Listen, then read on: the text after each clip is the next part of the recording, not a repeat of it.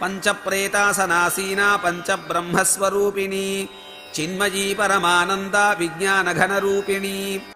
పంచప్రేతాసనాసీన పంచప్రేతాలైన బ్రహ్మ, విష్ణు, రుద్ర, ఈశ్వర సదాశివులను ఆసనముగా కలిగి ఆసీనులైనది. ప్ర ఈత ప్రేత అని విడదీస్తే అసలైన శాస్త్రార్థం వస్తుంది. ప్ర అంటే చక్కగా, ఈత అంటే వెళ్ళిపోయినది, చక్కగా వెళ్ళిపోయినది అంటే పరలోకానికి అని ఒక అర్థం. చక్కగా పంచభూతాల్లోకి అంటే పదార్థంలోకి వెళ్ళిపోయినది అని రెండో అర్థం.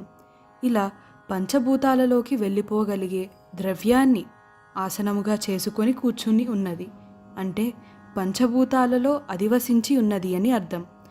పంచభూతాలకు పంచబ్రహ్మలైన బ్రహ్మ, విష్ణు, రుద్ర, ఈశ్వర, సదాశివులు అధిపతులు.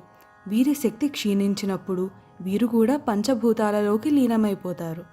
మొదటి నలుగురు 4 కోళ్లగాను, సదాశివుడు పర్యంకంగాను ఏర్పాటైన మంచం మీద అమ్మవారు ఆసీనురాలై ఉంటుంది. పంచబ్రహ్మ స్వరూపిణి పంచబ్రహ్మలైన సద్యోజాత, అఘోర, వామదేవ, తత్పురుష, ఈశాన స్వరూపమైనది. త్రిపుర సిద్ధాంతం ప్రకారం మాయ యొక్క ఆట ద్వారా బ్రహ్మ, విష్ణు, రుద్ర, ఈశ్వరుడు మరియు సదాశివుడు అన్న పంచబ్రహ్మలు అవుతారు. బ్రహ్మం 5 రూపాల్లో ఉంటుంది. అవి ఈశాన, తత్పురుష, అఘోర, వామదేవ మరియు సద్యోజాత. ఇవి అన్నీ ఆ పరాశక్తి అయిన అమ్మవారి రూపాలే. చిన్మయి జ్ఞానముతో నిండినది. చిత్ అనేది సూక్ష్మశక్తి. అంతటా ఈ చిత్ శక్తి నిండి ఉంటుంది. ఉపాసకుని వాణి సాధనా శక్తిని బట్టి ఈ చిత్ శక్తి లభిస్తుంది. సాధన ద్వారా పొందబడిన అంతటా నిండి ఉన్న ఆ చిత్ శక్తికి తరుగు ఉండదు. ఇలా అంతటా నిండి ఉన్న చిత్ శక్తియే అమ్మవారు. అట్టి అమ్మవారిని చిన్మయి అన్నారు. పరమానంద బ్రహ్మానంద స్వరూపము లేక నిరపేక్షకానంద రూపము. నేను అనే అయ్యవారిలో లీనమై ఉండే జ్ఞానం అనే అమ్మవారిని పరమానంద అంటారు.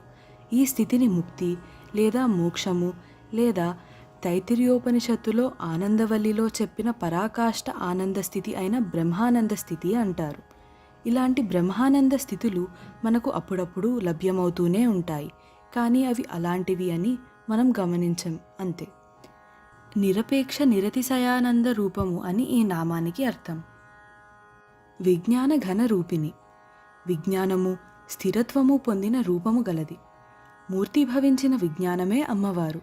సృష్టిలోని అన్ని వస్తువులకు, జీవరాశులకు సంబంధించిన లక్షణములు మరియు రూప సంబంధ విషయాల జ్ఞానము మొత్తం అమ్మవారి వద్ద ఉంటుంది. ఆ జ్ఞానముతోనే అమ్మవారు సృష్టి నిర్మాణము చేస్తుంది. కాబట్టి అమ్మవారు విజ్ఞాన ఘన రూపిణి, సమస్త విజ్ఞాన ఘన రూపం చెందిన సృష్టి స్వరూపిణి అని ఈ నామానికి అర్థం.